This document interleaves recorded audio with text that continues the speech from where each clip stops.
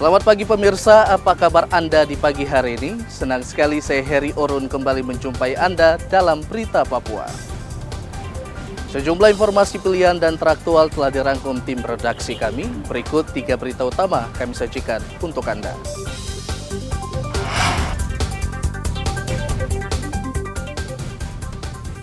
Polisi sita puluhan botol minuman keras ilegal dari tempat hiburan malam di Kota Jayapura. Wakapolda Papua pastikan situasi Papua aman setelah Lukas NMB tidak hadir dalam pemanggilan kedua KPK. SPBU di Merauke belum terapkan aplikasi My Pertamina.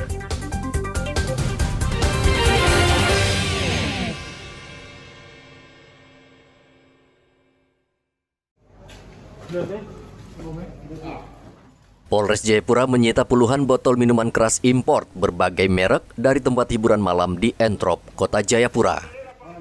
Minuman keras ini ternyata tidak memiliki label resmi dari pemasok atau distributor yang tercatat sebagai importir resmi di Papua. Seperti diketahui, peredaran minuman keras diatur secara ketat dan dikenakan pajak yang tinggi. Bisa dipastikan minuman keras tanpa label masuk secara ilegal atau selundupan. Penertiban yang mana diduga ada laporan dari masyarakat, jadi kami saat narkoba melakukan penertiban di salah satu tempat di THM yang berada di wilayah Entrop, distrik Jayapura Selatan. Dari hasil penertiban kami menemukan beberapa miras yang diduga tidak memiliki izin, dan yang terpenting dalam hasil penertiban ini kami berhasil mengamankan yang diduga palsu cukai. Nanti dari hasil penyelidikan akan kami kembangkan, apabila kami palsu kami tindak lanjuti ke pidana yang sesuai dengan aturan hukum yang berlaku.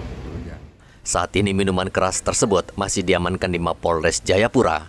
Polisi menghimbau seluruh tempat hiburan malam di Kota Jayapura agar melengkapi izin untuk menjual minuman keras yang dipasok dari distributor resmi. Penyelundupan minuman keras biasanya masuk ke Jayapura melalui jalur laut. Jalur laut masih sangat longgar sehingga kerap dimanfaatkan penyelundup. Polisi diharapkan memperketat jalur ini agar peredaran minuman keras ilegal bisa ditekan. Rian Tonai melaporkan dari Kota Jayapura, Papua.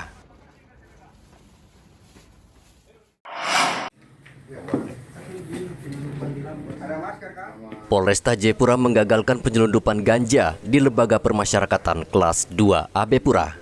Ganja tersebut dibawa seorang wanita berusia 59 tahun, warga Dok 9, distrik Jayapura Utara. Kasat Narkoba Polresta Jayapura Kota Ibtu Alam Syekh Ali mengatakan ganja tersebut merupakan pesanan anaknya, YM, yang kini berada di dalam lapas Abepura. Ganja tersebut diselundupkan untuk dijual di lingkungan para narapidana.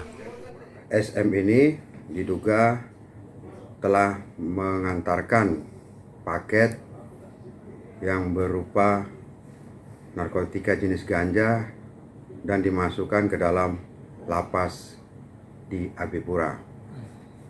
Yang mana sebelumnya saat dilakukan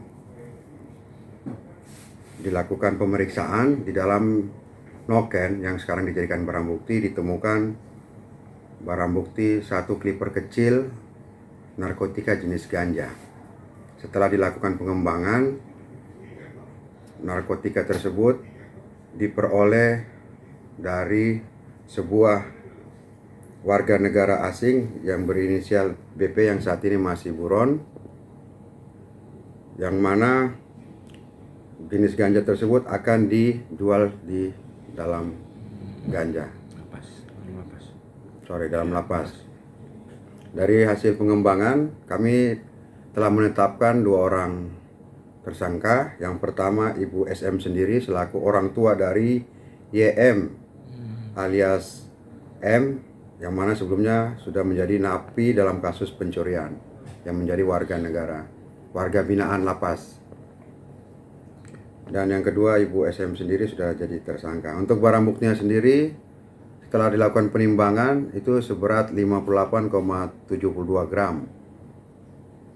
Untuk pasal yang disangkakan yaitu pasal 111 dengan ancaman maksimal 12 tahun. SM menggunakan modus baru dan cukup unik untuk mengelabui petugas lapas. Ganja tersebut dimasukkan pelaku dalam bungkus mie instan, kemudian diserahkan kepada anaknya saat jam besuk di lapas. Narapidana yang menerima ganja tersebut saat ini sudah diperiksa dan telah dijadikan tersangka. Petugas juga telah menyita ganja seberat 900 gram yang rencananya akan dijual per paket kecil seharga Rp50.000. Rian Tonai melaporkan dari Kota Jayapura, Papua.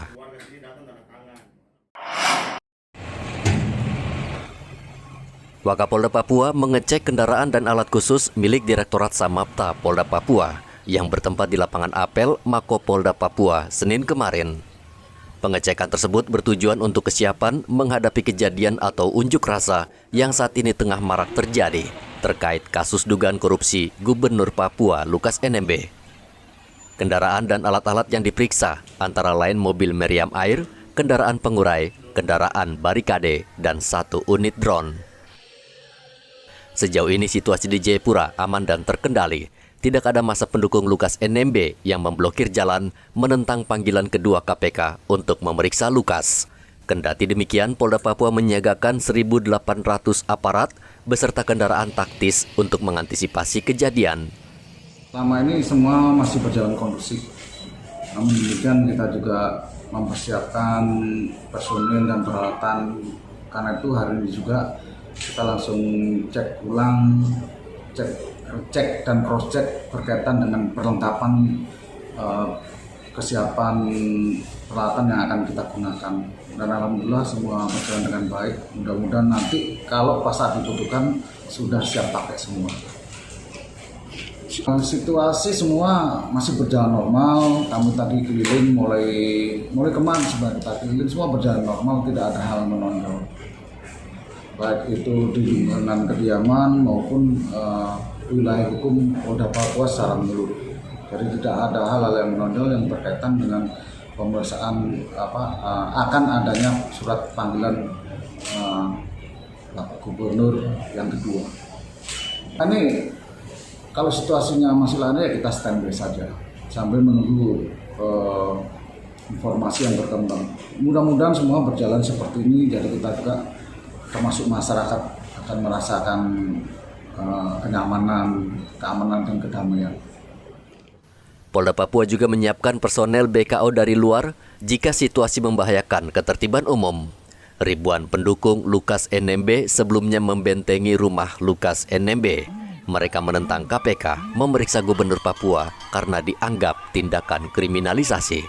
Lukas sendiri disangkakan menerima gratifikasi miliaran rupiah dan diminta untuk mengklarifikasi aliran dana yang masuk ke rekeningnya. Audi Rampengan melaporkan dari Kota Jayapura, Papua.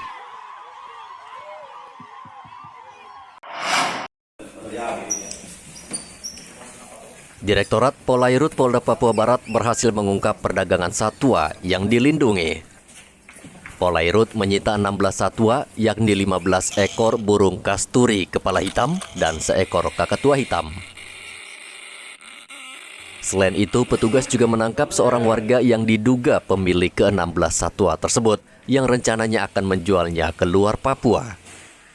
Ke-16 satwa dilindungi tersebut disita di Kampung Kalobo yang berada di Raja Ampat, lalu dibawa ke Mapolda Papua Barat untuk dilakukan pemeriksaan. Setelah itu, satwa tersebut dititip di BKSDA Papua Barat untuk mendapat perawatan dan setelah itu akan dilepas liarkan. Tadi kita sudah menerima satwa titipan dari Polairut berjumlah 16 ekor satwa, diantaranya 15 ekor kasturi kepala hitam dan 1 kakatua raja. Untuk 2 jenis ini dilindungi oleh undang-undang KSDA gitu. Seperti apa?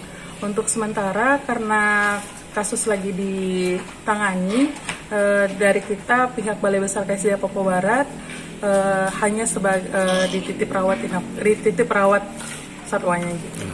Untuk pesan masyarakat mohon untuk tidak memelihara, memiliki, memperniagakan satwa yang dilindungi oleh undang-undang, dan jangan sampai anak cucu kita nanti hanya mengenal satwa-satwa tersebut dari gambar saja gitu. Upaya pencegahan terhadap penyelundupan satwa dilindungi menjadi perhatian serius karena penyelundupan satwa jenis ini marak terjadi. Petugas harus memutus mata rantai dari sindikat penjualan satwa dilindungi. Tentu ini tidak mudah karena jaringan mereka hingga ke mancanegara. Topan melaporkan dari Sorong, Papua Barat.